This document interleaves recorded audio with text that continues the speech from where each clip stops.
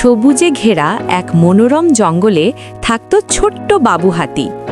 চারিদিকে ছিল নানা রঙের ফুল, লতা, পাতা আর সবুজ গাছপালা। আকাশে উড়ত রঙিন প্রজাপতি আর পাখিরা ডানা মেলে আনন্দে উড়ে বেড়াত। বাবু হাতি প্রকৃতিকে খুব ভালোবাসত। সে ফুলের সৌন্দর্য দেখত, পাখির গান শুনে খুশি হতো। প্রতিদিন সে জঙ্গলে ঘুরে বেরিয়ে নতুন নতুন রং আর শব্দ উপভোগ করত। একদিন বাবু বুঝতে পারল গাছ, ফুল আর প্রাণীরা একে অপরের ছাড়া বাঁচতে পারে না। তাই সে ঠিক করল সে সবাইকে রক্ষা করবে। বাবু গাছে পানি দিত, ছোট চারাগাছের যত্ন নিত আর অন্য প্রাণীদেরও সাহায্য করত।